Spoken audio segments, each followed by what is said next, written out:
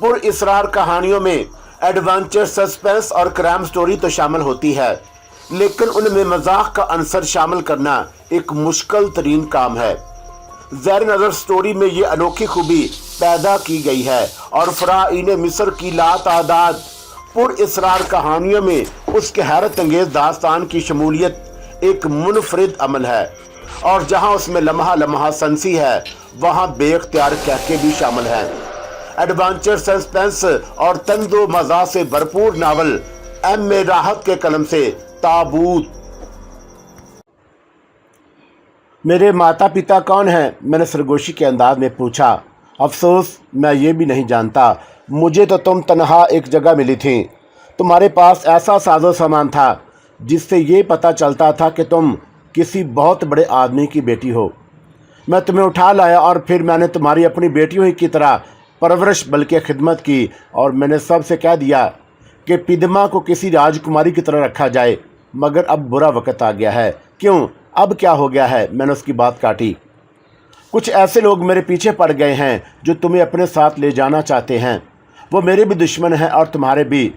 तुम उस जंग को भूल गई जो हवेली में हुई थी। वो तुम्हें अगवा करने आए थे, तुम्हारे सामने ही। उस सफ़ेद फार्म ने किसी कर्नल जेम्स का नाम लिया था, वही तुम्हारा असल दुश्मन है। हो सकता है कि वो लोग मेरा ताक़ब करते हुए यहाँ तक आ जाएं। मैं तुम्हारी हिफाजत करने की कोशिश करूँगा, लेकिन तुम अगर कर्नल जेम्स के हाथ लग जाओ तो एहतियात से उससे मालूम करना कि वो तुम्हें क्यों अगवा करना चाहता है। मैं रात भर की जागी हुई थी, लेकिन अब नींद मेरी आंखों से कोसों दूर थी। गोपाल तो करवट बदल कर सो गया, लेकिन मैं रोती रही और अंगारों पर लौटती रही। जब दोपहर भी गुजर गई तो मैंने उसे जगाने की कोशिश की। मुझे भूख लग रही थी, लेकिन मैंने उसके हाथ पर हाथ रखा तो डर कर हाथ हटा लिया। वो तेज़ बुखार में मुब्तला था।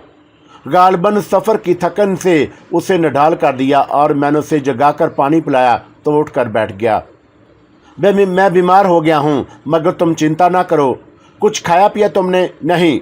कुछ खा लो। मैं तो ये बीमारी की वजह से कुछ न खा सकूँगा। एक गिलास पानी और पिला दो। मैंने उसे पानी दिया, लेकिन खुद भी कुछ नहीं खाया। वो मेरी खुशामद करता रहा, मगर मैंने उसकी एक ना मानी। मैं ये जानने पर मुसर थी कि मैं कौन हूँ, और ये बताने पर वो तैयार ना था। उसकी बातों से मैंने अंदाज़ा लगाया कि उसने मुझसे झूठ बोला है।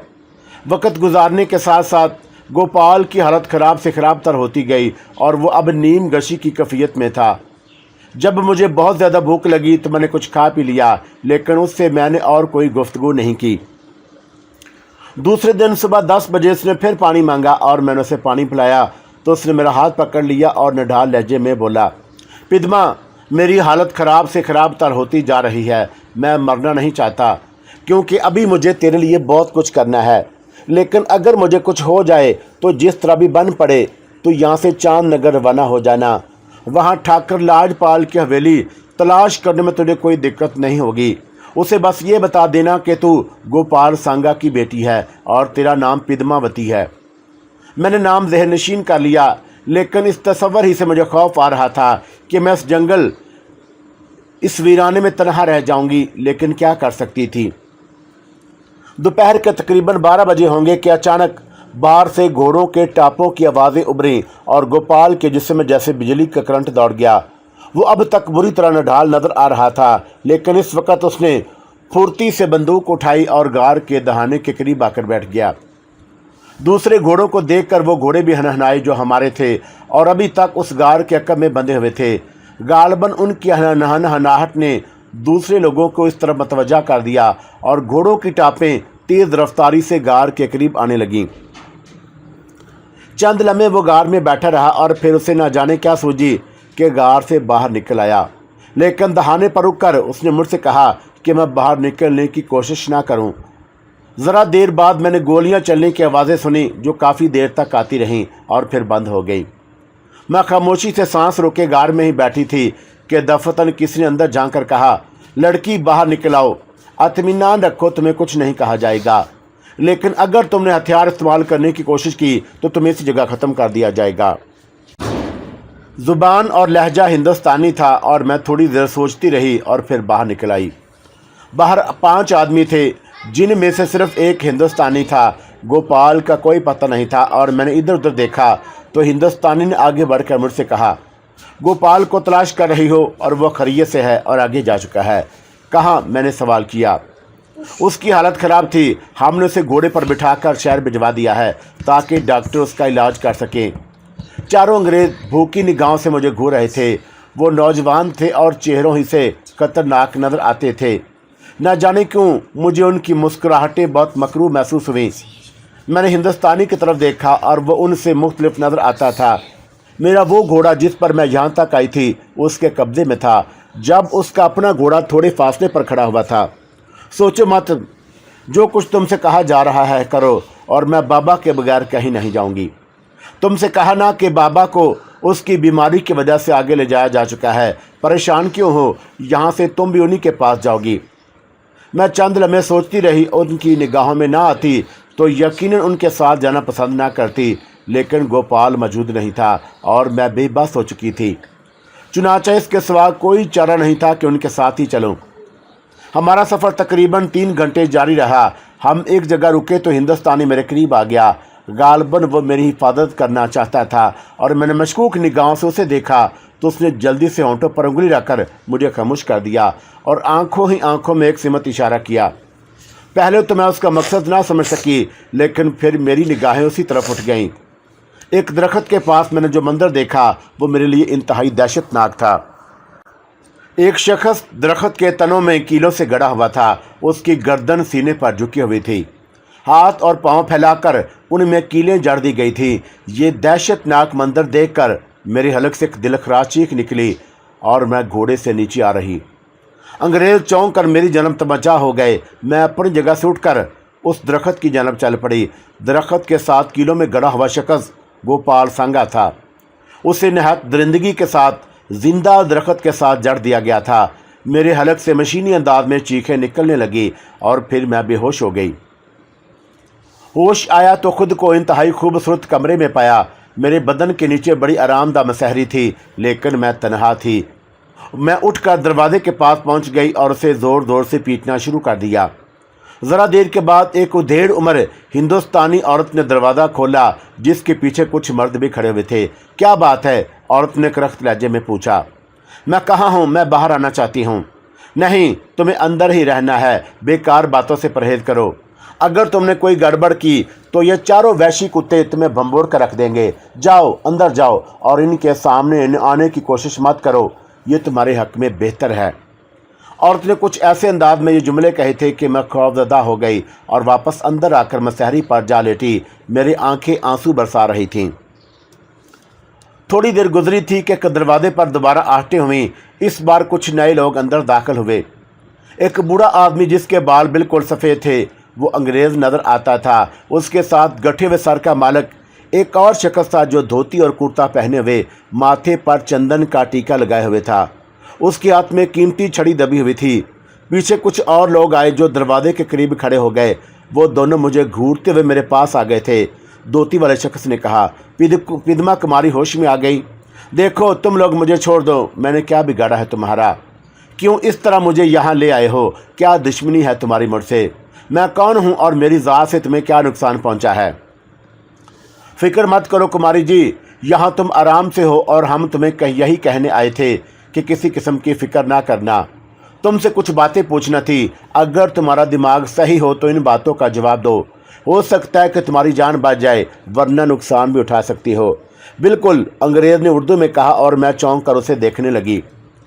फिर मैंने खुश्क होंठों पर ज़ुबान फेरते हुए कहा, उस हिंदुस्तानी शख्स को देखा और बोली, क्या पूछना चाहते हो तुम मुझसे? गोपाल सांगा के बारे में। उसे तो तुमने मार दिया। उसे मरना ही था लड़की, लेकिन अगर तुम उसकी तरह मरना नहीं चाहती तो ये बताओ कि गोपाल ने मरने से पहले तुमसे क्या कुछ कहा था? सिर्फ इतना कि कुछ लोग उनके दुश्मन हो गए हैं और मुझे बचाना चाहते थे, और ये भी कि वो मेरे बाप नहीं हैं, मैं किसी और की औलाद हूँ। लेकिन वो ये नहीं जानते थे कि किसकी।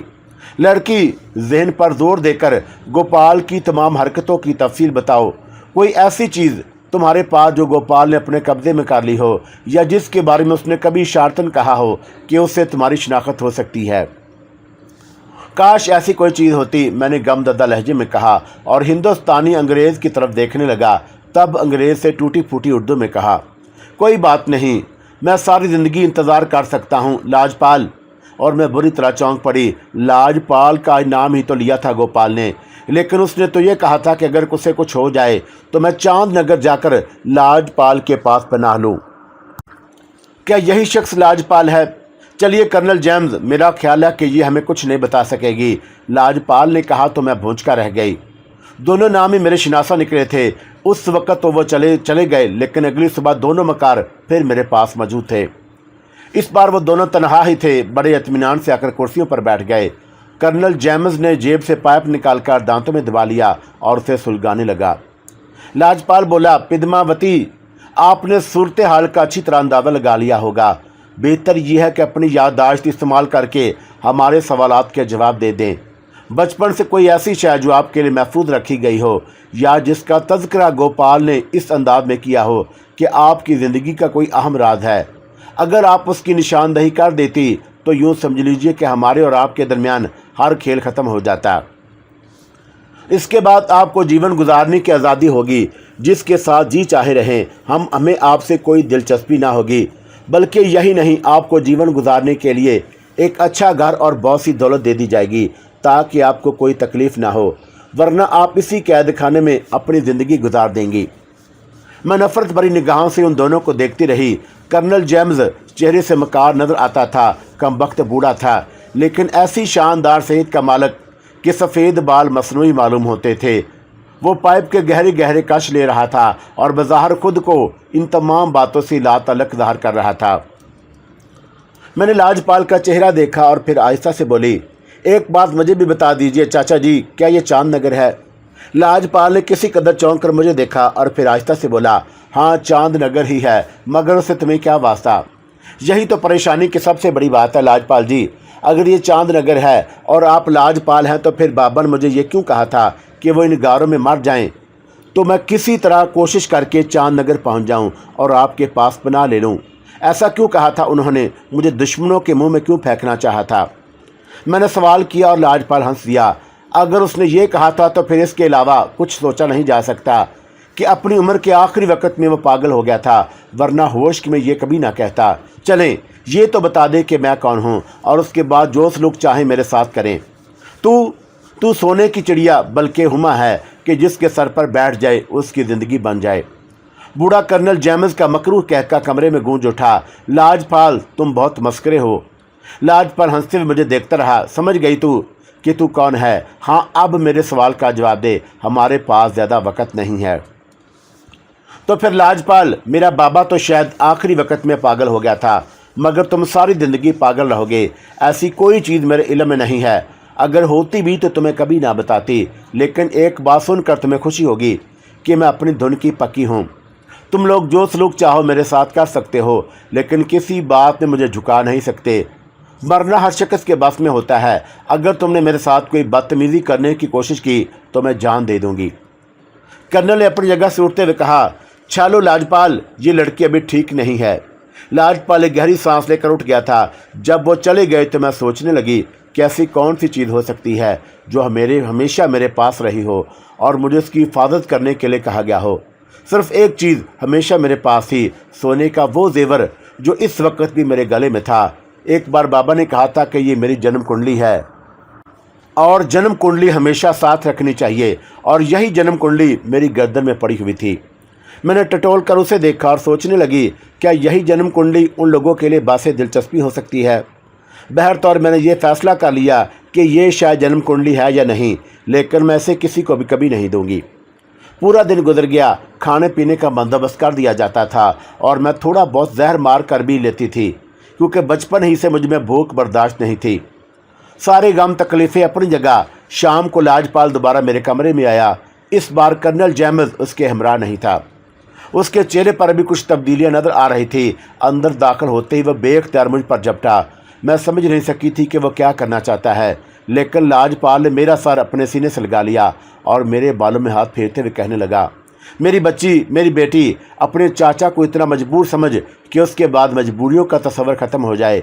तू मेरी औलाद की तरह है। जो कुछ मैंने तुझसे कहा मुझे माफ़ कर देना। अगर मैं ये सब कुछ ना करूं तो यूँ समझ ले कि मेरा ख़ानदान तक ख़त्म हो जाए। मैं तेरे पास ज़्यादा वक्त नहीं रह सकता, सिर्फ एक बात बता देता हूँ कि अगर तेरे इल्म में कुछ है भी तो इन्हें एक लफ्ज़ भी ना बताना, बल्कि मासूमियत से यही इज़हार करती रहना कि तुझे कुछ नहीं मालूम। एक ख़ास बात और सुन ले, ठाकर रंजीत कुमार तेरा दोस्त है। शायद तूने कभी गोपाल के मुंह से ठाकर अजीत कुमार का नाम सुना हो। रंजीत कुमार उसी का बेटा है। ठाकर अजीत ने मरते वक्त उसे वसीयत की थी कि सारी ज़िंदगी तेरी सेवा में बसर कर दे। वो जहाँ और जिस हालत में भी तेरे सामने आए, दूसरों के सामने उसका इज़हार मत करना। उसने तेरी ही वजह से कर्नल जेम्स की नौकरी इख्तियार की है और उसे अपने दिल का राज बता देना, वो तेरा सबसे बड़ा मुहाफ़िज़ है। मैं हैरत से लाजपाल की सूरत देखती रही और इससे पहले कि मैं कुछ पूछती, बाहर कदमों की चाप सुनाई दी और लाजपाल फुर्ती से दरवाज़ा खोलकर बाहर निकल गया। अगले दिन कर्नल जेम्स फिर मेरे पास आया। वो भी तन्हा था, टूटी फूटती उर्दू बोल लेता था और उसने बदले हुए लहजे में कहा, मैं तुम्हें लंदन लिए जा रहा हूँ, तुम इत्मीनान रखो। मेरी तुमसे कोई दुश्मनी नहीं है। जिन लोगों से मेरी दुश्मनी है उन तक तुम्हारे ज़रिए ही पहुँचा जा सकता है। मुझसे तावन करना, वरना मैं ना सही कुछ और लोग तुम्हें मौत के घाट उतार देंगे। मेरा दिल धक से रह गया। मेरी बस्ती, मेरे लोग मुझसे छूट रहे थे। ना जाने मेरी तकदीर में क्या लिखा था। फिर मुझे लंदन तक का सफ़र करना पड़ा और इस सफ़र में वो नौजवान मेरे साथ था जिसका नाम रंजीत कुमार बताया गया था। हम लोग बहरी जहाज़ से सफ़र करके उस मकामात पर उतरे और बिल आखिर लंदन पहुंच गए। लंदन पहुंचकर मुझे अंग्रेज़ी ज़ुबान सिखाई जाने लगी। रिहाइश के लिए माकूल बंदोबस्त कर दिया गया और दिलचस्प बात यह थी कि रंजीत कुमार मेरा मुहाफ़िज़ था। लाजपाल के बयान के बरअक्स उसने आज तक मुझसे ऐसी कोई बात नहीं की थी। अलबत्ता एक रात जब शदीद बारिश हो रही थी और चारों तरफ हू का आलम तारी था, रंजीत कुमार संजीदा चेहरा लिए मेरे पास पहुंच गया।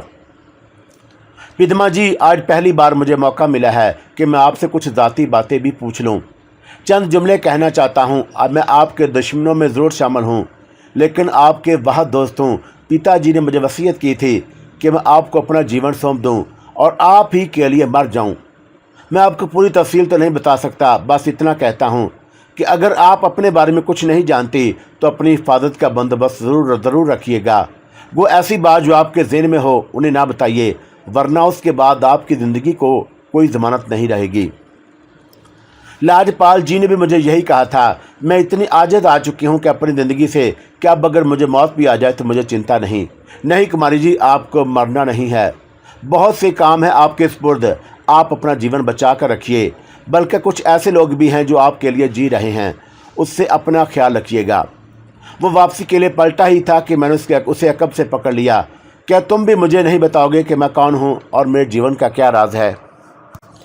भगवान की सौगंध, ये मैं भी नहीं जानता। कहीं किसी जगह इस राज का कोई मरकज़ ज़रूर है। ये लोग आपसे जो कुछ पूछते रहें उसका कोई ना कोई मकसद तो होगा। ठीक है, तुम ये जेवर ले जाओ। इसकी तावीज़ में मेरी जन्म कुंडली है। अगर तुम मालूम कर सकते हो तो इस कागज़ के ज़रिए कोई मालूमात हासिल कर लेना। पता चल जाए तो मुझे भी बता देना, और अगर इसमें से कुछ ना निकले तो इसे फेंक देना। मुझे जेवरों से दिलचस्पी नहीं है। मैंने अपनी जन्म कुंडली उतार कर उसे दे दी और रंजीत के चेहरे पर अजीब से सार फैल गए और उसने उसे चूम कर आंखों से लगा लिया। और अगर इसमें कुछ नहीं भी है देवी जी, तो इसमें आपका एतमाद छुपा हुआ है। चिंता न करें, ये मेरे पास आपकी अमानत है। अगर इससे मुझे कुछ मालूम हो गया तो मैं आपको भी खबरदार कर दूंगा, और अगर कुछ ना पता चला तो आपकी ये अमानत हिफाजत से आपके पास पहुंचा दी जाएगी। रंजीत कुमार बाहर निकला, लेकिन उसके बाद भाग दौड़ और गोलियां चलने की आवाज़ें फिजा में उभरी। मैं दहशत ज़दा हो गई। कुछ लोग मेरे कमरे के दरवाजे से भी टकराए थे। उन्होंने दरवाज़ा खोलकर अंदर भी झांका। थोड़ी देर के बाद एक शख्स अंदर आया और उसने खौनख्वार नज़रों से मुझे घूरते हुए कहा, चालाक लड़की, तूने हमारा बेड़ा गर्क कर दिया। क्या वो जेवर तू हमारे हवाले नहीं कर सकती थी? मुझे शदीद हैरत हुई कि उन लोगों को मेरी और रंजीत कुमार की गुफ्तगू के बारे में कैसे मालूम हो गया, लेकिन बाद में सूरत हाल पता चल गई और मेरे कमरे में ऐसे खुफिया आलात लगा दिए गए थे जो मेरी आवाज़ों को रिकॉर्ड करके दूसरी जगह मुंतकिल कर देते थे। और मुझे ये भी पता चल गया कि रंजीत कुमार चंद लोगों को ज़ख्मी करके मेरी जन्म कुंडली लेकर निकल गया है और उसके बाद मैं भटकती रही हूँ। कर्नल जेम्स से मेरी दोबारा मुलाकात नहीं हुई, लेकिन मैं बहुत से शहरों में ले जाई गई। अब मुझसे उस रात के बारे में भी नहीं पूछा जाता था, सिर्फ मुझे कैद रखा जाता। बेलक्रोसा की कहानी भी इसी दरमियान में शामिल हुई थी और वो भी मेरे निगरानों में से था, लेकिन उसे मुझ पर तरस आ गया और मैंने उसे अपनी कहानी सुनाई तो उसने वादा किया कि वह रंजीत कुमार को तलाश करेगा, लेकिन वो इस सिलसिले में नाकाम रहा और फरार हो गया। और अब तुमने मुझे कीमी की कहानी भी सुनाई है। बहरतौर मैं किसी के लिए क्या गम करूं? मैं आज तक खुद अपने बारे में कुछ नहीं जान सकी। क्या किस्सा है और कौन मेरा है मंसूर? मैं वो बदनसीब लड़की हूं जिसे अपने माँ बाप के बारे में भी कुछ नहीं मालूम। तुम्हें ये रंजीत कुमार के धोखे में पकड़ लाए हैं। तुम्हारे कदोखाल और डिसामत उससे मिलती जुलती है, लेकिन अगर तुम्हें कर्नल जैमस के सामने पेश किया गया तो ज़ाहिर है कि वह उस बात की तस्दीक कर देगा कि तुम रंजीत कुमार नहीं हो, और उसके बाद तुम्हें छोड़ दिया जाएगा। मैं अफसुर्दा हूँ कि तुम मेरी वजह से मुसीबत में फंसे। अपने आप को रंजीत कुमार तस्लीम ना करो, किसी न किसी वक्त उसकी तस्दीक हो जाएगी। शुक्र है कि खामोशी तो हुई। मेरे कान में रामीस की बिनबिनाहट उभरी और मैं गहरी सांस लेकर रह गया। उसका मतलब मुझे अच्छी तरह मालूम था। बहरतौर मैं भी उस हिंदू राजकुमारी से मुतासर हो गया था। मेरी समझ में नहीं आया कि पिदमा से क्या कहूँ, लेकिन समझाने के लिए वह खबीस रूह मौजूद थी। एक बार फिर उसकी आवाज़ मेरे कानों में उभरी। बहुत ज़्यादा समझाने की ज़रूरत भी नहीं। तुम दोनों ही एशियाई हो और थोड़े से फासले के पड़ोसी हो। उससे इंसानी बुनियादों पर इज़हार हमदर्दी करो। रंजीत कुमार उसका महबूब नहीं है, सिर्फ हमदर्द है, और तुम भी उसके हमदर्द बन सकते हो। मेरा ख्याल है कि सूरत हाल हमवार है और ऐसी हसीन मूरत नज़रअंदाज करने के काबिल नहीं। दिल तो चाहा कि उसे पूछूं कि बदबख्त मैं क्या कर सकता हूँ। तूने मेरे गिर्द जो जाल बुन रखे हैं, लेकिन ज़ाहिर है कि पिदमा की मौजूदगी में ये सवालात मैं उससे नहीं कर सकता था। चुनाचा खामोश रहा। पिदमा भी गहरी सोच में डूबी हुई थी और मैंने उसकी तरफ देखा। अजीब हुस्न था, चेहरे से गोया गुलाब के रंग हासिल होते थे। इतनी मुतनासिब और जिस्म लड़की बिलाशुबा इससे पहले कभी मेरी निगाहों में नहीं गुजरी थी, और मैंने उसे वादा किया कि रहा होने के बाद मैं भी उसे नहीं भूलूंगा। पिदमा जवाब में खामोश रही थी। काफ़ी देर के बाद चंद लोग मुझे बुलाने के लिए आए। मुझे उसी कमरे में पहुंचा दिया गया जहां पहली बार मेरी उन लोगों से बातचीत हुई थी। वहां इस वक्त सिर्फ 2 आदमी मौजूद थे। एक भारी बदन और गंजे सर का आदमी था, और दूसरा एक बूढ़ा जिसके होंठों पर पाइप दबा हुआ था। अगर मेरा अंदाज़ा गलत नहीं था तो यह कर्नल जैमद ही था। बड़ी बड़ी आंखों में एक शातराना चमक थी। मुझे देखकर उसने मुस्कुराते हुए गर्दन हिलाई और सामने रखी हुई कुर्सी पर बैठने की पेशकश की। हेलो मिस्टर मंसूर, उसने भारी लहजे में कहा, और एक लम्हे केले में बौखला कर रह गया। ताहम मैंने खुद को संभाल लिया। मैं नहीं जानता था कि उस शख्स ने मुझे मेरे नाम से कैसे मुखातब किया। वो गहरी निगाहों से मेरा जायज़ा लेता रहा और फिर उसने कहा, तुम यकीनन सोच रहे होगे कि मैं तुम्हारे असल नाम से कैसे वाकिफ़ हो गया।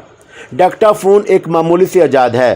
पिदमा के कमरे में एक सेट लगा हुआ है जिसके ज़रिए वहाँ होने वाली तमाम गुफ्तगू सुनी जा रही थी, लेकिन उसी गुफ्तगू ने तुम्हारी पोजीशन साफ़ कर दी और तुम्हें एक अजाब से बचा लिया है। मेरे साथी रंजीत कुमार को नहीं जानते, उन्हें सिर्फ उसकी कलमी तस्वीरें दिखाई गई हैं।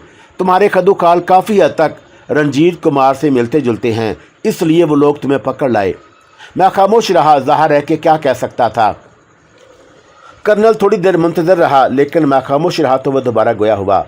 तुम एक सयाह हो और तुम्हें अपनी तरफ से सियाहत की दावत देता हूँ और 50 लाख रुपए नकद मुआवजे की पेशकश भी करता हूँ, बशर्ते कि तुम्हें हीरो बनने का ख्याल दिल से निकाल दो। ये रकम मैं तुम्हें अपने एक काम के एवज़ पेश कर सकता हूँ, बशर्ते कि तुम उसकी तकमील में पूरी मेहनत करो। रामीस ने मेरे कान में कहा, लपक ले, मौका अच्छा है। मेरे होंठों पर मुस्कुराहट खेल गई थी। कर्नल जैमद भी मुस्कुराने लगा। मुझे करना क्या होगा कर्नल? मेरा नाम कर्नल जैमद है। मैं भारत में एक आला सरकारी ओहदे पर रहा हूँ। वहाँ से हमारी हुकूमत ज़रूर ख़त्म हो गई, लेकिन हिंदुस्तान में हमारे वफ़ादारों की कमी नहीं। कुछ लोगों ने मेरे खिलाफ़ कार्रवाई की थी और उनसे बदला लेने की ख्वाहिश आज भी मेरे दिल में चुटकियाँ लेती रहती है। ये मामला भी कुछ ऐसा ही है। मैं कुछ लोगों के खिलाफ़ सफ़े आ रहा हूँ और इसी सिलसिले में मैं तुम्हें इस्तेमाल करना चाहता हूँ। रामीस ने फिर मेरे कान में सरगोशी की, इस मरदूद की हाँ में हाँ मिलाओ। मैं गर्दन हिलाने लगा और फिर मैंने आहिस्ता से कहा, कर्नल जैमद, तुम मुझ पर एतबार कैसे करोगे? और मुझे ये बात कतई नापसंद होगी कि जब मैं तुम्हारा काम करने का वादा कर लूँ तो तुम मुझे मशकूक निगाह से देखो। कर्नल जैमद मुंह से पाइप निकालकर हाथ में लेते हुए बोला, मैंने पौनी सदी गुजार दी है। उम्र के 20 साल निकाल दो तो 55 साल तजर्बे के हैं, और ये बात मुझ पर छोड़ दो कि किस तरह तुम पर एतमाद करना है। तो फिर ठीक है कर्नल, मैं 50 लाख के असूल के लिए हर वो काम करने के लिए तैयार हूँ जो तुम कहो। कर्नल जैमस ने गर्म जोशी से मुझसे हाथ मिलाया और कहने लगा, उसके लिए तुम्हें बदस्तूर कुमारी पद्मा को बेवकूफ़ बनाना होगा। हसीन लड़की है अपने तौर पर, तुम जिस तरह चाहो उससे तल्लुकात रखो। तुमसे मुतासर होकर अगर वो तुम्हें अपना कुर्ब बख्श दे तो मुझे कोई एतराज़ नहीं होगा। मैं उन लोगों के बारे में जानना चाहता हूँ जो इस लड़की के सरपरस्त हैं या उसके वालिदैन है। बस इतना सा काम है जो तुम्हें करना है। ये सच है कि वो लड़की खुद भी अपने वालिदैन के बारे में कुछ नहीं जानती सिर्फ एक कमबख्त का था जो सच बात बता सकता था, और उसका नाम गोपाल सांगा था जो मर चुका है। हमारे तमाम ज़राए बेअसर हो चुके हैं, चुनाचे अब एक ही तरकीब जहन में आई है, और वो भी तुम्हारे तवस्सुत से। तुम पद्मा को वापस हिंदुस्तान ले जाओ। राजपूताना के इलाके में तुम्हें कंडोला जाना है, जिसका एक कस्बा तनोरिया है, और उसकी तुम्हारी मौजूदगी में इस बात की तस्दीक कर देगी कि तुम्हारा तल्लुक उसी से है। और ख़ुद पद्मा को इस तरह अपने साथ शामिल कर लो कि वो तुम पर मुकम्मल एतबार कर ले। हो सकता है वो लोग पद्मा के अपने हैं और किसी तरह उसे पा लें और हमारा काम बन जाए। मैं तुम्हें कुछ नाम दूंगा जिनसे तुम्हें इस तरह मुलाकात करनी है कि ये मुलाकात हकीकी महसूस ना हो, और फिर तुम उस हकीकतों को पा सकते हो जिनका मुआवजा 50 लाख है। कर्नल की इस बात पर मैं देर तक गौर करता रहा, और फिर मैंने गर्दन हिलाते हुए कहा, ठीक है कर्नल जेम्स, मैं तुमसे वादा करता हूँ कि अपनी तमाम तर सलाहियतों के साथ ये काम अंजाम दूंगा। बाकी गुफ्तगू हमारी दूसरी मुलाकात पर होगी। तुम पद्मा के साथ रहो और उस पर अपना एतमाद बिठाने की कोशिश करो। मैं कर्नल के पास से उठ गया और चंद लोगों ने मुझे वहीं छोड़ दिया जहां पर पद्मा मौजूद थी, और मुझे देखकर मुस्तरबाना अंदाज में उठ खड़ी हुई। क्या हुआ मंसूर? कर्नल जेम्स ने मुझे शिनाख्त कर लिया है। मैं रंजीत कुमार नहीं हूँ, लेकिन उसके साथ उसने की जिम्मेदारी भी मैंने सुपुर्द कर दी है कि मैं तुम्हें लेकर हिंदुस्तान चला जाऊं और गोपाल के ख़ानदान को तलाश करके उनसे तुम्हारा राज मालूम करूं। ओह, और तुमने उस बात की हामी भर ली। इसके अलावा तुम्हारी मदद करने का और कोई ज़रिया हो ही नहीं सकता था। इत्मीनान रखो, जो कुछ हो रहा है अब तुम्हारे हक़ में बेहतर है। मैं तो पागल हो गई हूँ ये सुनकर के अपने देश जाना चाहती हूँ मंसूर, और तुम्हें कुछ दे तो नहीं सकती, बस यही कह सकती हूँ कि जीवन भर तुम्हारा एहसान मानूंगी। किसी तरह मुझे मेरे अपनों से मिला दो। मैं पूरी कोशिश करूँगा कि तुम फिक्र मत करो। उसके बाद मैं मुझसे तरह तरह के सवालात करती रही थी, और मैं उसे बड़ी होशियारी से जवाब देता रहा। फिर वो खामोश हो गई और मैंने भी उसे नहीं छेड़ा। रामीस ने आहिस्ता से मेरी कान में कहा, इतना ही नहीं, आहिस्ता आहिस्ता उससे अजहार मोहब्बत भी करते रहो, तुम्हें उसके मौके हासिल हैं। रामीस, जो कुछ मैं कर रहा हूँ बस इतना ही रहने दो। मदद कर सकते हो तो मुझे पद्मा के बारे में हकीकत बताओ। और मैंने दिल ही दिल में उसे कहा, यह मुमकिन नहीं है मेरे दोस्त, जो बातें सीगा राज में हैं मुझे उनका इल्म नहीं होता। अलबत्ता मैं कोशिश करता रहूँगा कि वक्त से पहले तुम्हें हालात से आगाह करता रहूँ। दूसरे दिन फिर मुझे कर्नल जेम्स के सामने पेश किया गया। वो अपने मखसूस अंदाज में बैठा पाए पी रहा था। मुझे देखकर उसने सर्द मोहरी से गर्दन हिलाई और सामने बैठने की पेशकश की। अगर तुम कहो तो रकम तुम्हें काम की तकमील से पहले भी अदा की जा सकती है, ये सिर्फ तुम पर मुनहसर है, उसने बगैर किसी तहमीद के कहा। नहीं, मैं काम के बाद ये सब कुछ हासिल करना चाहता हूँ। गुड, तुम्हारा ये जवाब इंतहाई तसल्ली बख्श है। तुम्हें जितनी जल्दी मुमकिन हो सका हिंदुस्तान रवाना कर दिया जाएगा। काम का आगाज़ तुम्हें उसी तरह करना है जिस तरह तुमने पद्मा से कहा है, और यह हकीकत भी है कि रियासत कंडोला में जाकर तुम्हें गोपाल सांगा के अहले ख़ानदान के बारे में मालूमात हासिल करना है। अगर गोपाल के अहले ख़ानदान से मुलाकात ना हो तो फिर तुम चांद नगर जाओगे, क्योंकि लाजपाल उन गद्दारों में से था जिन्होंने जानबूझकर हमें धोखा दिया और डबल क्रॉस किया। लाजपाल जिंदा नहीं है, अलबत्ता उसकी औलादें वहाँ मौजूद हैं। रंजीत कुमार के बारे में भी हमें यह मालूम हो चुका है कि वह बस्ती नहीं पहुँचा, बल्कि वहाँ से भी रोपोश है। हमारे पास अब उसके अलावा कोई चाराकार नहीं कि हम पद्मा को मंजर आम पर ले आएँ। हालात जिस तरह हमारे सामने आते रहें उसी अंदाज में काम करो। और इससे पहले कभी किसी को ऐसा मौका नहीं मिल सका कि वह पद्मा के साथ उसके अहले ख़ानदान की तलाश में निकले, लेकिन तुम पहले आदमी हो जिसे यह आज़ादी दी गई है। रंजीत कुमार अगर मिल जाए तो उसे भी अपने जाल में फांसो और उसे पद्मा के जेवर के बारे में मालूमात हासिल करो। अगर वो जेवर तुम्हारे हाथ आ जाता है तो मुमकिन है कि उसके बाद हमें किसी दूसरे काम की ज़रूरत ना पेश आए। मेरा ख्याल है कि कर्नल, तकरीबन तमाम ज़रूरी बातें तुमने मुझे बता दी हैं। अलबत्ता अगर कुछ और मालूम हो जाता तो मैं ज़्यादा मेहनत से काम कर सकता था। कुछ और से तुम्हारी क्या मुराद है? इस तमाम कार्रवाई के पसे पर्दा क्या हकीकत है? नहीं मेरे दोस्त, ये राज तुम्हें नहीं दिया जा सकता, इसलिए मैं तुमसे माजरत खवा हूँ। वो थोड़ी देर रुक कर दोबारा बोला, तुम कोई मौसर मंसूबा तैयार कर लो और तुम्हें यहाँ से फ़रार किस तरह होना है। ये तुम्हारी जिम्मेदारी है कि पिदमा को इसका एहसास न होने पाए कि तुम हमारे लिए काम कर रहे हो। इसकी तुम फिक्र मत करो, और जहाँ तक यहाँ से रवाना होने का ताल्लुक है उसका बंदोबस्त तुम्हें ही करना होगा, मैं खुद कुछ नहीं कर सकता।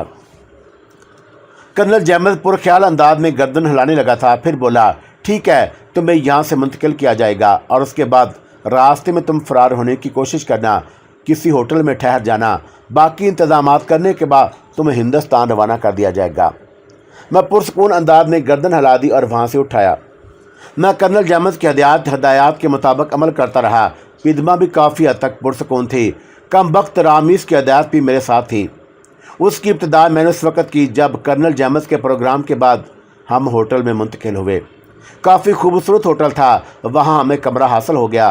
पिदमा इस एहसास से खुश थी कि उसे एक बार फिर अपनी सरजमीन पर जाना नसीब हो रहा है।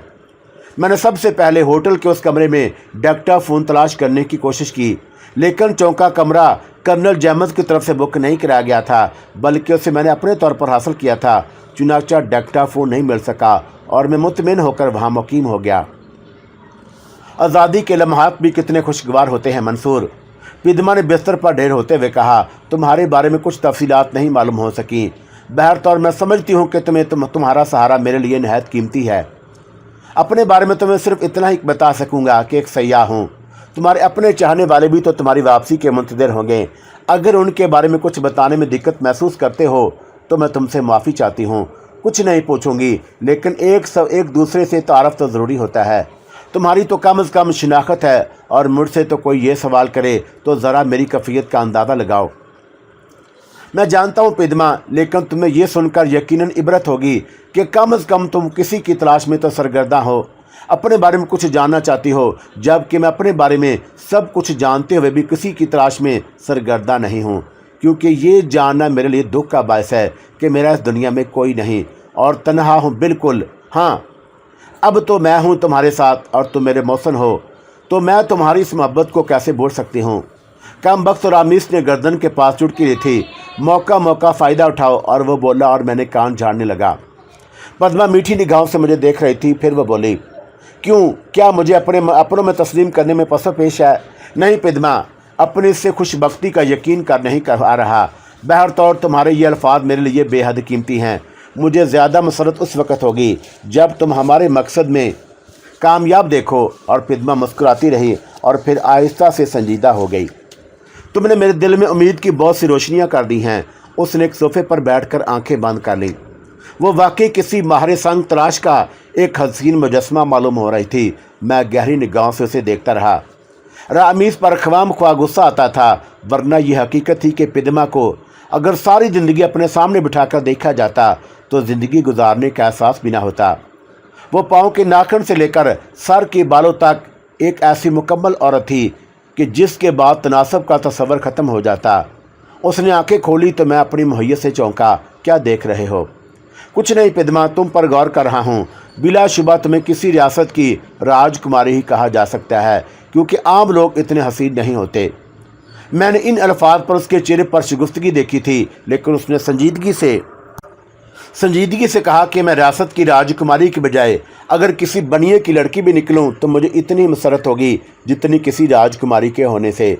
एक सवाल करूं, बुरा तो नहीं मानोगी? नहीं, अब तुम्हारी किसी बात का बुरा मानना मेरे बस में नहीं। रंजीत कुमार के बारे में तुम्हारे जहन में क्या असरात थे? वो सिर्फ लम्हों का साथी था। इस बात के मकानात भी हो सकते हैं कि वो मुझसे मोहब्बत या वफादारी भूलकर जन्म कुंडली से अपने ही कोई मकसद हासिल करने में मसरूफ़ हो गया। दुनिया के बारे में तो कुछ नहीं कहा जा सकता मंसूर। लोग तरह तरह के होते हैं और ज़्यादातर अफराद अपने मफाद को सबसे ज़्यादा बरतर समझते हैं। हाँ पिदमा, इसमें तो कोई शक नहीं, और अगर मैं तुमसे ये कहूँ कि मैं उनमें से नहीं हूँ तो ज़ाहिर है कि ये मेरा कहा होगा और तुम्हारा उस पर यकीन करना ज़रूरी नहीं। नहीं मंसूर, ये जुमले कहकर मेरा दिल मत तोड़ो। अंदर की आवाज़ भी कुछ होती है, और इस वक्त मेरे अंदर से जो आवाज़ उभर रही है उसके अल्फाज यही हैं कि तुम दूसरों से मुख्तलिफ हो। मेरा दिल चाहा कि ज़ोर ज़ोर से कह के लगाऊँ। न जाने कितने लोगों ने मुझे अपना साथी बनाया, न जाने किस किस ने अपने मफादात पर मुझसे हासिल किए। ये कहानी अगर रकम करने बैठूँ तो उसे दुनिया के सबसे बड़ी गप समझा जाएगा। ये राजकुमारी या बनिए की बेटी मुझ पर इस कदर भरोसा कर रही थी, लेकिन दुनिया का जो रंग मैंने देखा था वो कुछ और ही कहता था। मगर किसी से मुखलस भी हूँ तो ज़रूरी नहीं कि वो मेरे लिए उतना ही मुखलस हो। दिल्ली एयरपोर्ट तक कोई काबिल ज़िक्र वाक़या पेश न आया। हम दिल्ली से बजरिया ट्रेन राजपूताना का सफ़र करना था और फिर जयपुर पहुंचकर कुंडवाला के रास्ते दरियाफ़त करने थे।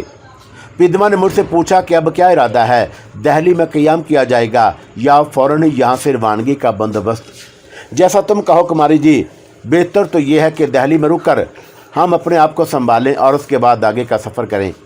कुछ मंसूबे भी बनाने हैं। इस दौरान तुम हमसे इस किस्म की कोई बात कर ही नहीं सके। मुझे तो कोई एतराज़ नहीं, पिदमा ने कहा, और उसके बाद हम किसी होटल की तलाश में चल पड़े।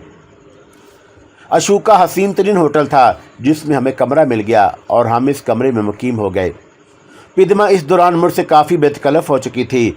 यहाँ हमने अपने नाम पासपोर्टों के मुताबिक ही दर्ज कराए जो जाली थे। उसकी हदायत भी कर्नल जैमल जी ने मुझसे की थी। हमने खासा वक्त कमरे में गुजारा और फिर शाम को नीचे उतर आए। दिल्ली देखने को दिल चाह रहा था, चुनाचा ये तय पाया कि थोड़ी देर दिल्ली की सड़कों पर चहलकदमी की जाए।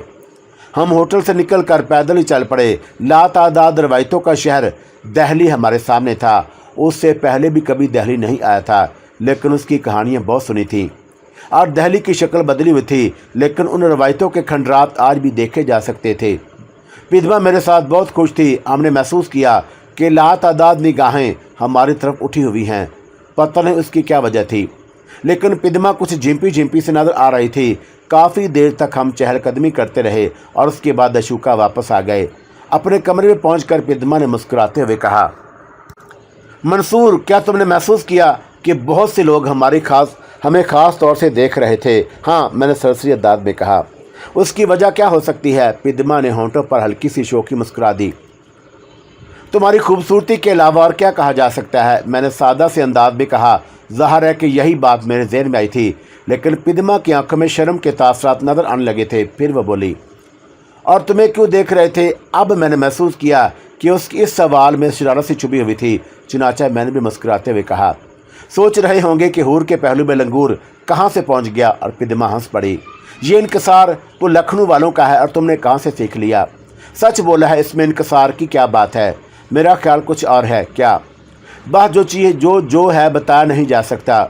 चलो ठीक है, जाने दो, मैं आहिस्ता से बोला। पिदमा खामोश हो गई और ज़रा देर के बाद फिर कहने लगी, यूँ लगता है जैसे बरसों की कैद के बाद रिहाई मिली हो। मेरे दिल में तरह तरह के ख्यालात ज़रूर है मंसूर, मगर तुम्हारा साथ मिल जाने से ऐसा लगता है जैसे अब मैं महफूज पनाहगाह में हूँ। मैं कोशिश भी यही करूँगा कि तुम्हें इस पनाहगाह का एहसास होता रहे और तुम अपनी मंजिल पर पहुँच जाओ। मंजिल? उसने एक सुबह की सुस्की सी ली। ये मंजिल तो मेरी ज़िंदगी की सबसे बड़ी आरज़ू है। ना जाने कैसा लगेगा उस वक़्त जब मेरे अपने मुझे मिलेंगे। कैसे मिलेंगे ये भगवान ही जाने। मैंने कोई जवाब नहीं दिया तो वो बोली, तुम कुछ बुझे से हो। नहीं पिदमा, ऐसी बात तो नहीं है। पता नहीं तुम्हारे दिल कहाँ जाने का है। मेरे चक्कर में पड़कर अपना रास्ता खोटा कर लिया। उसके सिले में मैं तुम्हें क्या दे सकूँगी? रामीस ने मेरे कान में कहा, कह दे मेरे यार, हिम्मत से काम ले। बकवास मत करो रामीस, हर वक्त की टाँटा अच्छी नहीं लगती। मैंने मध्यम लहजे में कहा तो पिदमा मुस्कुराती निगाह से मुझे देखने लगी। जो कुछ कहना चाहते हो ज़ोर से भी कह सकते हो, मैं बुरा नहीं मानूंगी। नहीं पिदमा, तुम जो कुछ सोच रही हो ऐसा नहीं है। मैं अपने खुशी से तुम्हारे काम के लिए आमादा हुआ हूँ और मेरी यही ख्वाहिश है कि तुम्हारे मकसद की तामील हो जाए। पिदमा हंस कर चुप हो गई। शाम को उतर कर हाल में आ गए। हम अपनी मेज़ पर बैठे खुशगपियाँ कर रहे थे कि हमारी निगाह थोड़े फासले पर उठ गई। एक बहुत ही कद आवर और स्मार्ट सा सिख बैठा हुआ था, हमारी तरफ देख रहा था और उसके साथ एक खूबसूरत औरत भी थी। उसकी तवज्जो भी हमारी तरफ ही थी। ये कोई बात नहीं थी कि मैं ख़ास तौर से उसके बारे में सोचता, लेकिन उस वक़्त मैं ज़रूर चौंका जब वो सिख जोड़ा उठकर हमारी मेज़ के पास आ गया। भैया जी, किसी भी जोड़े के बीच मदाखलत करना अच्छी बात नहीं, लेकिन दोस्तियों की ख्वाहिश किसके दिल में नहीं होती। इजाज़त हो तो आपके चंद लम्हात हम ले लें। उसने इतनी खुश अखलाक़ी से जुमले अदा किए थे कि इनकार करते ना बन पड़ा और मैंने आहिस्ता से कहा, बैठिए सरदार जी। बैठो किरण कंवर, उसने अपने साथी औरत से कहा और दोनों बैठ गए। पिदमा भी चौंक कर उन्हें देखने लगी। हमारा नाम जी वसंत सिंह है और ये हमारी धर्म पत्नी किरण कंवर है। लोगों का ख्याल था कि हम दोनों एक दूसरे के साथ बहुत सजते हैं और आज हमारा ये ख्याल है कि हम दूसरे नंबर पर आ गए। आपकी धर्म पत्नी बहुत सुंदर है और आप भी, उसने पिदमा की तरफ देखते हुए कहा और पिदमा का चेहरा लाल हो गया। मैंने कुछ कहना चाहा तो पिदमा ने मेरे बाजू पर हाथ रख दिया। मेरे ज़हन में यही तस्वर उभरा कि पिदमा इन जुमलों की तरवीद नहीं चाहती। मैं मुस्कुरा कर रह गया। आपसे तारफ़ नहीं हुआ भैया जी, आपका शुभ नाम? मेरा नाम शीतल कपूर है और ये मेरी पत्नी, मेरे पति सुंदर लाल कपूर। मेरी बजाय पिदमा बोल पड़ी थी। बड़ी खुशी हुई आप लोगों से मिलकर। कहीं बाहर से आए हैं तो शायद दिल्ली के नहीं लगते। हाँ, हम दोनों कई मुल्कों की सैर करके वापस आए हैं। ओहो, और मेरा भी यही ख्याल था। तूने देखा किरण कंवर, मैंने सच ही कहा था कि दरअसल आपका लिबास ये बताता है कि आप ताज़ा कहीं बाहर से लौटे हैं। वसंत सिंह कहने लगा, मेरा यहाँ गाड़ियों का छोटा मोटा कारोबार है और महागुरु के अनाज से अच्छी खासी ज़िंदगी गुजार रहे हैं। बात यह है जी कि हम हुस्न परस्त हैं। किरण कंवर ने एक निगाह मुझे देखा और पसंद कर लिया और तुल गई इस बात पर कि शादी करेगी तो मुझसे ही करेगी। मैंने उसे देखा तो मैंने भी ये सोचा कि चलो ठीक है, अपनी टक्कर पर आ ही जाएगी आहिस्ता आहिस्ता। किरण कंवर हंसने लगी थी और मैं अहमकों की तरह उन दोनों को देख रहा था।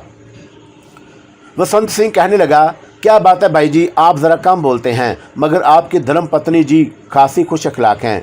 नहीं दोस्त, खुश अखलाक तो मैं भी हूँ, बस मुझे ज़रा अपने खुश अखलाकी का इजहार करने में देर लग जाती है।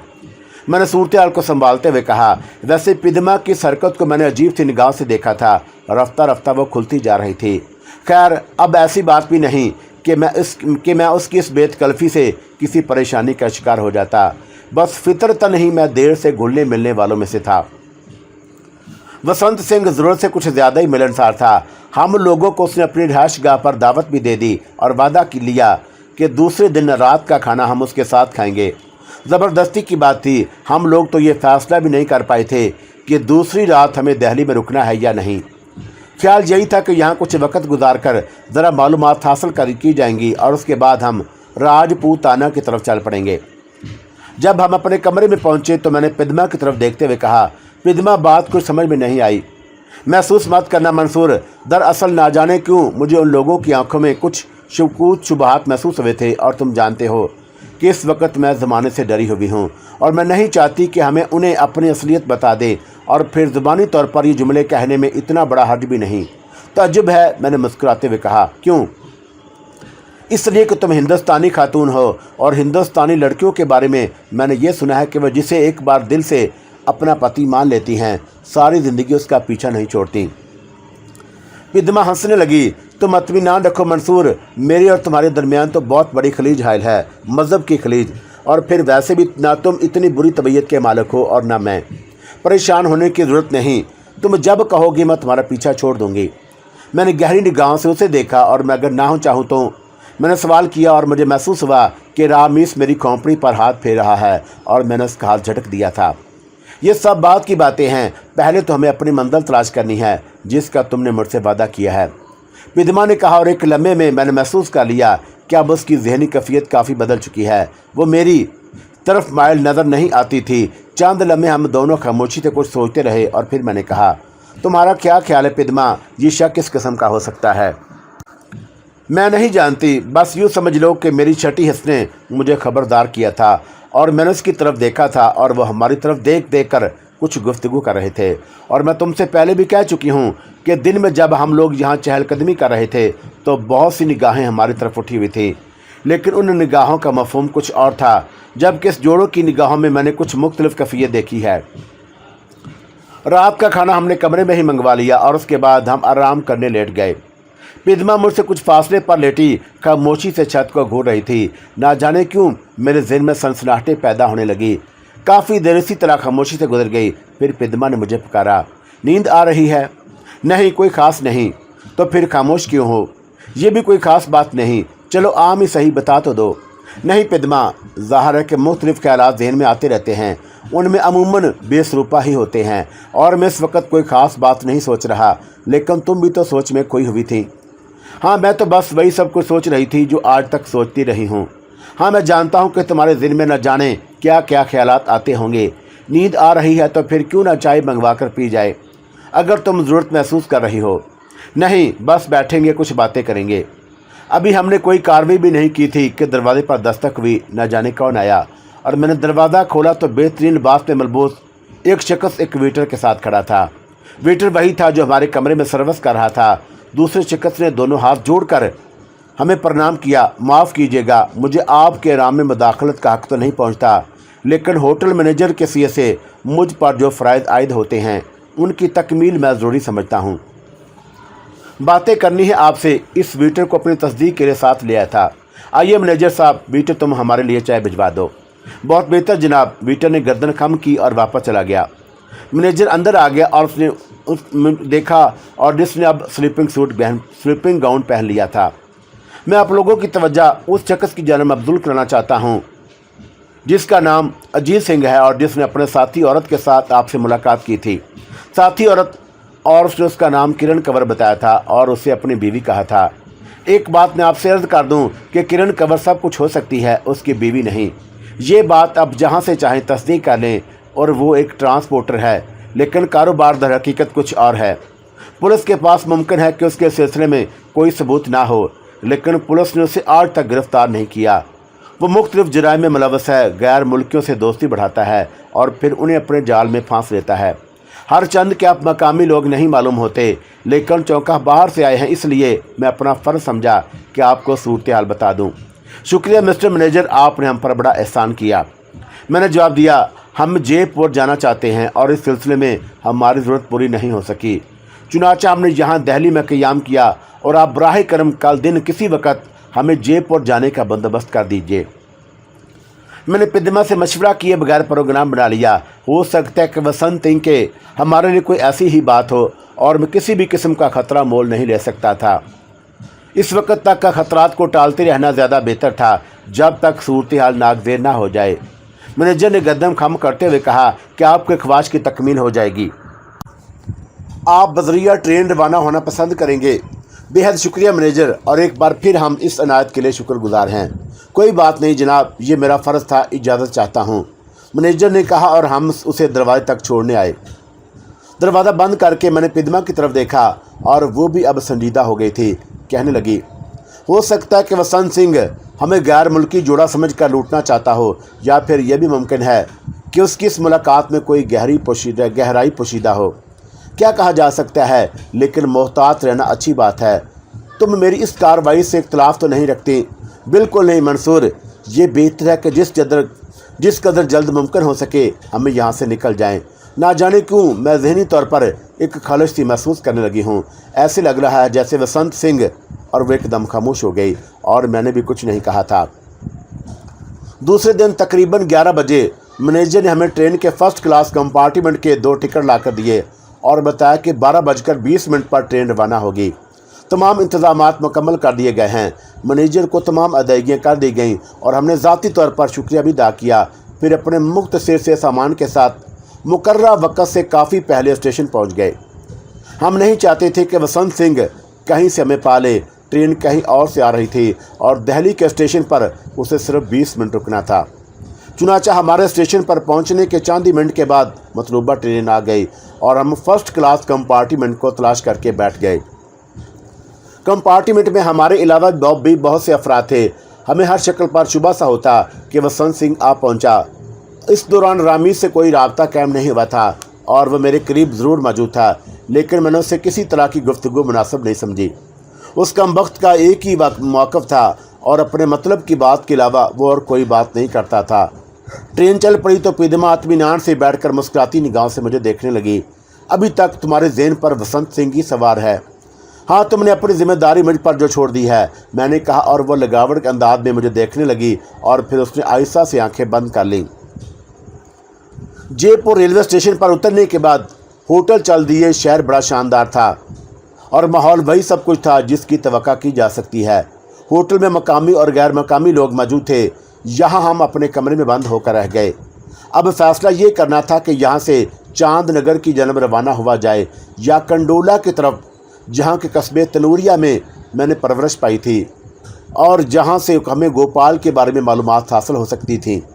पिदमा ने पहले चांद नगर चलने का मशवरा दिया जहाँ लाजपाल का ख़ानदान आबाद था। हो सकता है कि ऐसी बातें उन्हें मालूम हो जो हमारे लिए बेहतर साबित हों। दूसरे दिन सुबह तैयार होने के बाद मैं पिदमा के साथ बाहर निकला ही था कि मेरे सामने की जानब उठ गई। दिल धक से रह गया।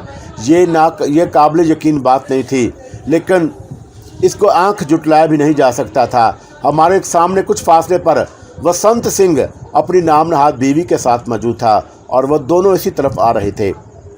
अगर हम उनके सामने से हटना चाहते तो ये मुमकिन ना होता, लेकिन उनका अंदाज ऐसे था जैसे उन्हें हमारे बारे में मौजूद हो, और उसका अचानक यहाँ पहुँच जाना काबिल हैरत था। लेकिन अब जो सामने था वह जुटलाया नहीं जा सकता। फिर वही हुआ, और यानी उन दोनों ने हमें देख लिया और ठट्ठा कर रुक गए। वसंत सिंह का मुंह हैरत से फैल गया और उसने पहले अपनी बीवी की तरफ देखा और फिर हमारी तरफ देखा। भाई जी, ज़रा ये कृपान तो मेरे पेट में चबो दो ताकि मुझे अपनी आंखों पर यकीन आ जाए, या फिर बड़े आराम से ये कह दो कि तुम वो नहीं हो जिसकी हमें तलाश थी। तुम्हारा यहाँ पहुँच जाना भी तो इतना ही हैरत अंगेज़ है वसंत सिंह। तुम्हें दिल्ली में होना चाहिए था। और मैंने खेद लहजे में कहा, भाई जी, हम ज़रा दूसरे किस्म के आदमी हैं, जो बात दिल में ठान लेते हैं वो करके छोड़ते हैं, और तुम लोग होटल छोड़कर चल पड़े हमें बताए बगैर। किसी की दावत ठुकराई जा सकती है, ये तजर्बा हमें पहली बार हुआ। मगर किरण कौर जानती है कि महागुरु की मदद से वसंत सिंह हर उस जगह पहुंच जाता है जहां से पहुंचना होता है। देख लो, हम तुम्हें तलाश करते हुए आ ही गए। अब क्या ख्याल है, कैसे निकलोगे हमारे चुंगल से? तअज्जुब की बात है वसंत सिंह, तुम वाकई अलादीन के चिराग के मालिक मालूम होते हो। हाँ जी, बिल्कुल ठीक कहा आपने, लेकिन हम अलादीन नहीं वसंत सिंह हैं। अब आप हमारे चिराग की बात करें। ये बताएं कि चले कहाँ? कहीं नहीं, जयपुर आ गए थे। अचानक ही प्रोग्राम बना था और सोचा कि वसंत सिंह से तो अब दोबारा ज़िंदगी में मिलना नहीं, कौन माजरत करे। ये मेरी बीवी जयपुर आना चाहती थी, चुनाचा फौरी फैसले के तहत हम यहाँ आ गए। ठीक है जी, अब अपने कमरे में चाय भी मत पिलाओ हमें। वसंत सिंह इतना ही बुरा आदमी है। और मैं उन दोनों को लेकर अपने कमरे में आ गया और उन्हें चाय की पेशकश की। मगर भाई जी, तुमने कम से कम हमें इतला तो दे दी जाती होती कि जा रहे हैं, और बड़े एहतमाम से पहुंचे थे तुम्हारे पास कि तुम्हें साथ ले आएंगे। मगर पता चला कि तुम तो दिन ही में वहाँ से चल पड़े थे। बस ये तो तुम्हारी मोहब्बत ही थी कि हम तुम्हारी खुशबू सूंघते हुए यहाँ पहुँच गए। तुम हवा में उड़कर आए हो वसंत सिंह जी। बिल्कुल ठीक। और मैं रेल के सफ़र का कायल नहीं हूँ, बस कुछ ज़राए हैं मेरे पास। मगर देखो कैसा पकड़ा तुम्हें। अब अगर तुम चाहो तो खामोशी से यहाँ से भी फरार हो जाओ वसंत सिंह, और वहीं ना पहुँच जाए जहाँ तुम जाओ तो उसका नाम भी वसंत सिंह नहीं। मैं हंसने लगा था। दर हकीकत उस शख्स से मुझे कोफत महसूस हो रही थी। अजीब चिपकू आदमी था, जान को लगा था तो छोड़ने का नाम ही नहीं लेता था। लेकिन मैं ये बात मानने के लिए कतई तैयार नहीं था कि उसे मेरे जयपुर आने की खबर नहीं है। या तो उसका ज़रिया मैनेजर ही बना था, या हो सकता है कि वसंत सिंह के अपने ज़राए हों और उसने हम पर कड़ी निगाह रखी हो। उसे बर वक़्त इतला दे दी गई हो कि हम बजरिया ट्रेन जयपुर का सफ़र कर रहे हैं, और इस वक्त हमारे साथ चल पड़ा। यहाँ इस होटल में पहुँच जाना भी मामूली बात नहीं थी। सारी बातें ज़हन में आ रही थी, लेकिन ज़ाहिर है कुछ कहा भी नहीं जा सकता था। वसंत सिंह संजीदगी से कहने लगा, हमारा ट्रांसपोर्ट का कारोबार है भाई जी, और हिंदुस्तान के मुख्तलिफ सूबों में हमारे ट्रक आते जाते रहते हैं। यहाँ जयपुर में भी मेरे 6 ट्रक आते हैं। दिन और रात का सफ़र है उनका, और यहाँ भी हमने अपने लिए एक ठिकाना बना रखा है। और भैया जी देखो, एक बार हमारी दावत ज़रूर कबूल कर लो, बाद में चाहे जीवन भर मत मिलना। मगर वसंत सिंह के दिल में ये खलश नहीं रहनी चाहिए कि उसने किसी को मेहमान बनाने की कोशिश की और उसने उसे ठुकरा दिया। हम 7 बजे आएंगे, मैंने कुछ सोचते हुए जवाब दिया। ठीक है। पिदमा ने भी पुरसकून आवाज़ में हमें आंखें बंद करके गर्दन हिलाई। जब वो दोनों चले गए तो पिदमा फिर मुझसे मुखातब हुई। ये सब इत्तेफाक नहीं हो सकता मंसूर, बल्कि सोची समझी स्कीम है। लेकिन तुमने कुछ और भी उस तो कहा था क्या? और मैंने हैरत से पूछा। तुमने कहा था कि कर्नल जेम्स ने कुछ ऐसे लोगों को हमारी निगरानी के लिए मुकर्रर किया है जो साधुओं के बेस में भी होंगे, और हरे कृष्णा हरे रामा तहरीक के रुकन होंगे, और हमें तो अभी तक कोई नज़र नहीं आया। पता नहीं ये सब क्या हो रहा है। वैसे ये ख़तरनाक आदमी हैं, ये बात मैं दावे से कह सकता हूँ। फिर क्या ख्याल है, क्या यहाँ से भी फ़रार होने की कोशिश की जाए? अगर मुमकिन हो सके तो अब हम चांद नगर जाकर ही पना लें। नहीं, मेरा ख्याल है कि इसे 2-2 हाथ हो जाने चाहिए। मैंने भी इसलिए वादा किया है। देखे तो सही, मैंने तो पहले भी तुमसे कहा था कि मैं खुद किसी ऐसे आदमी को चाहती हूँ जो हमारी तरफ मतवज्जा हो। मेरा ख्याल है मंसूर, इसे अच्छी तरह देख लिया जाए, हम तैयारियां करके चलेंगे, और अगर कोई ऐसी वैसी बात हुई तो फिर ठीक है, तुम इत्मीनान रखो। और मैंने जवाब दिया और जहन में रामीस को पुकारा, मैं तेरे साथ हूँ मेरी जान, जो कुछ तू सोच रहा है बिल्कुल ठीक है, उसने जवाब दिया। और उस वक़्त पद्मा की मौजूदगी में मैं ये सवाल नहीं कर सकता था, ये वसंत सिंह क्या चीज़ है। अब दिल में इस बात की शिद्दत से ख्वाहिश थी कि पद्मा से थोड़ी सी लैदगी हो तो मैं रामीस से इस सिलसिले में मुकम्मल तौर पर गुफ्तगू करूं। उसका तरीका ज़्यादा मुश्किल नहीं था और मैंने पद्मा से कहा कि मैं थोड़ी देर के लिए नीचे जा रहा हूं, जल्द वापस आ जाऊंगा। चांदनगर के सिलसिले में अगर हो सका तो कुछ मालूमात हासिल करता हूं। उसने इस बात पर कोई एतराज़ नहीं किया था। नीचे आकर मैंने रामीस को पुकारा और वो मेरे पुकारने का मतलब समझता था। कहने लगा, वसंत सिंह एक पुरअसरार शख्सियत का मालिक है। वो ट्रेन में ही तुम्हारे ताक़ब करते हुए यहाँ पहुँचा है। यहाँ उसकी रिहाइशगाह मौजूद है, एक कदीम हवेली की शक्ल में सुर्ख पत्थरों से बनी है। ये हवेली वसंत सिंह की है या किसी और की, ये बात मैं नहीं जानता, लेकिन इस हवेली के बहुत बड़े ड्राइंग रूम में एक तस्वीर लटकी हुई है, कद आदम तस्वीर, जो दर हकीकत पद्मा की है। अगर कोई इसका जायज़ा ले तो किसी तौर पर यह नहीं कह सकता कि वह तस्वीर पद्मा की है, सिवाय उस लिबास के जो पद्मा का नहीं होता। ये लिबास मकामी औरतों का है, वो औरतें जो बड़े घरों से तलक रखती हैं, और यकीनन इस तस्वीर के यहाँ मौजूदगी कोई मायने रखती है। अब ये काम सिर्फ तुम्हारा है कि वसंत सिंह से उस तस्वीर के बारे में मालूमात हासिल करो। जहाँ तक उसका तल्लुक़ है, वो ये तस्वीर तुम्हें दिखाना चाहता है ताकि वो उससे कोई फ़ायदा उठा सके। उसकी गहराई में क्या है ये नहीं कहा जा सकता। हो सकता है कि उस तस्वीर का तल्लुक़ किसी तौर पद्मा से हो, लेकिन अब ये तुम्हारा काम है कि अपने आप को छुपाओ। हो सकता है कि वसंत सिंह ये तस्वीर दिखाकर तुम लोगों का राज मालूम करना चाहता हो। ऐसे हालात में अगर तुमने अपना राज खोल दिया तो वह तुम्हारे लिए नुकसान का बायस भी बन सकता है। ज़्यादा से ज़्यादा तुम इस तस्वीर को देखकर हैरत का इजहार करो। इस सिलसिले में पद्मा को संभालना तुम्हारा काम है। उसे बताना कि वो तस्वीर देखकर सिर्फ हैरत का इजहार करे, कोई तल्लुक़ ज़ाहिर ना करे। ये कोई ख़ास मालूमात तो ना हुई। मैंने कहा, मैं तुम्हारे साथ रहूँगा और मौका पर जो भी बेहतर सूरत बन सकी तुम्हें उससे आगाह कर दूँगा। मैं वापस आ गया।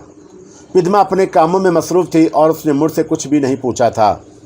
शाम 6 बजे के करीब पद्मा ने कलाई पर बंधी हुई घड़ी में वक्त देखा और वो भी तैयार हो जाएं क्योंकि वक्त होने वाला है, वो पहुंचने ही वाला होगा। हाँ, मैंने जवाब दिया। पद्मा ने एक इंतहाई हसीन साड़ी ज़ेब तन की जिससे वह बिलाशुबा कोई हिंदुस्तानी कुमारी मालूम हो रही थी। वक्त मुकर्रर पर वसंत सिंह किरण कौर के साथ पहुंच गया। आप लोग तैयार हैं? वो आते ही चहका, हाँ वसंत जी, ये अनोखी और बड़ी दिलचस्प दावत है क्योंकि ज़बरदस्ती की जा रही है। वसंत सिंह ने एक बार फिर बुलंद कहकर लगाया, हाँ बाज़ दावतें ऐसी भी होती हैं। मैं पद्मा को साथ लेकर बाहर निकल आया। नीचे एक खूबसूरत कार खड़ी थी। कार का सफ़र ज़्यादा तवील साबित नहीं हुआ था। कुछ ही देर के बाद हम सुर्ख पत्थरों से बनी हुई उस हवेली में मौजूद हुए थे जिसका तज़किरा रामीस मुझसे कर चुका था। हमने उस हवेली की काफ़ी तारीफ़ की। वसंत सिंह हंसकर कहने लगा, तुमने ये तो सोचा होगा कि सुंदर लाल जी कि वसंत सिंह बस अपने ही लफंगा सा आदमी है, मगर कोई बात नहीं। वसंत सिंह की दोस्ती कितनी फ़ायदेमंद रहती है ये तुम जानते हैं। ये तो वो जानते हैं जो उसके दोस्त हैं। वो हमें लिए हुए अजीम शान ड्राइंग रूम में दाखिल हुआ जिसका एक हिस्सा मुकम्मल तारीकी में डूबा हुआ था। रोशनियों का इंतज़ाम कुछ इस तरह से किया गया था कि ड्राइंग रूम के मुख्तलिफ हिस्से तारीकी में रहें। जहाँ हम लोगों को बिठाया गया था वहाँ मुकम्मल रोशनी थी। हमारे सामने चाय और खुश्क मेवे लाकर रख दिए गए और हमें इब्तदाई खातर मदारत शुरू कर हो गई। मैं वसंत सिंह के मुख्तलिफ बातें करता रहा। मेरी निगाहें बहुत ही एहतियात के साथ ड्राइंग रूम का जायज़ा ले रही थीं। मैं उस तस्वीर के बारे में अंदाज़ा लगाना चाहता था जिसकी निशानदही रामीस ने की थी। काफ़ी देर तक मैं वसंत सिंह से बातें करता रहा। फिर वह बोला, मैं तुम लोगों को एक ऐसी चीज़ दिखाना चाहता हूँ जिसे देखकर वाकई तुम्हें ज़रूर हैरत होगी। हाँ, ज़रूर, क्या है वो? एक मिनट। वसंत सिंह अपनी जगह से उठा। किरण कौर भी उसके साथ आगे बढ़ गई थी। तब मैंने सरगोशी के अंदाज में पद्मा से कहा, पद्मा, जो चीज़ ये शख्स दिखाना चाहता है मैं देख चुका हूँ। शायद तुमने उसका अंदाज़ा ना लगाया हो, लेकिन मेरी तेज़ आंखें उस चीज़ को देख चुकी हैं। शायद तुमने इसका अंदाज़ा ना लगाया हो। एक तस्वीर जो हूबहू तुम्हारी है। इस सिलसिले में हम तन्हाई में बात करेंगे। मैं तुम्हें एक वार्निंग देना चाहता हूँ जिस पर तुम्हें पूरी तवज्जो से काम करना है। क्या? उसने हैरत से पूछा। वो तस्वीर 100% तुम्हारी है। तुम्हें उसे देखकर हैरत का इजहार ज़रूर करोगी, लेकिन किसी किस्म का इज़्तिराब या कोई ऐसी कार्रवाई नहीं करोगी जिससे वसंत सिंह को ये एहसास हो कि तुम इस तस्वीर से कोई वाबस्तगी रखती हो। ओह, वो वापस आ रहा है, ख्याल रखना। मैंने उसका हाथ दबाते हुए कहा और वह गहरी गहरी सांसें लेने लगी। अब देखना ये था कि वह अपने आप पर काबू किस तरह पाती है। वसंत सिंह ने तेज़ रोशनी कर दी और पूरा ड्राइंग रूम जगमगाने लगा। हम हैरत और दिलचस्पी का इजहार कर रहे थे। वसंत सिंह ने आहिस्ता से कहा, दोस्तों मेरे साथ आओ। पिदमा और मैं उठ गए। वसंत सिंह ने करण कौर को वहीं तस्वीर के करीब छोड़ दिया था। फिर उसने उसकी तरफ इशारा किया और हम दोनों वो तस्वीर देखने लगे। वसंत सिंह की निगाहें हमारे चेहरे का जायजा ले रही थी। वो तस्वीर हूबहू पद्मा की थी और मैंने हैरत और दिलचस्पी का इजहार किया। पिदमा ने भी कमाल की अदाकारी की थी और उसके होंठों पर तजस्सुस मुस्कुराहट थी और वो दिलचस्पी की निगाह से तस्वीर को देख रही थी। मैंने वसंत सिंह से कहा, वसंत सिंह कमाल है, ये तो शीतल की तस्वीर है। हाँ, शीतल देवी हमारे पास बहुत पहले से मौजूद थी। वसंत सिंह ने हंसते हुए कहा, तुम इन्हें कहाँ से चुरा लाए? यूँ लगता है कि शीतल देवी का ये दूसरा जन्म हो और पहले से ये तुम्हारा इनसे कोई ताल्लुक हो। वसंत सिंह ने कहकर लगाया और आहिस्ता से बोला, वैसे सच बताना सुंदर लाल जी, शीतल जी को देखकर कोई ये कह सकता है कि वो इस तस्वीर में नहीं हैं? नहीं वसंत सिंह, तुमने वाकई हमें हैरान कर दिया है। शीतल की ये तस्वीर तो काफ़ी पुरानी मालूम होती है। क्या यह हकीकत है कि वह कभी यहाँ आ चुकी है? कम अज़ कम इस जन्म में तो ये मुमकिन नहीं। हाँ, पहले जन्म की बात और है। क्या तुम बता सकते हो कि ये शीतल का पहला जन्म है? मैंने पूछा। उसने गहरी सांस ली और बोला, नहीं, लेकिन इससे तुम्हें यह अंदाज़ा ज़रूर हो गया होगा कि मेरी तुमसे दिलचस्पी बेलौस नहीं थी। कमाल है, वाकई कमाल है। तस्वीर काफ़ी पुरानी मालूम होती है और हम इससे पहले यहाँ नहीं आए। बिल्कुल ठीक, तस्वीर काफ़ी पुरानी है और इसके रंगों से तुम अंदाज़ा लगा सकते हो, लेकिन ये इतनी कदीम भी नहीं कि तुम इसे 100 साल पुरानी कह सको। तुम्हें यह सुनकर ताज्जुब होगा कि यह तस्वीर किसके लिए बड़ी अहमियत की हामिल है। शीतल को अगर यह लिबास पहना दिया जाए तो क्या वह तस्वीर की तरह नहीं हो जाएगी? हाँ, मेरा भी यही अंदाज़ा है।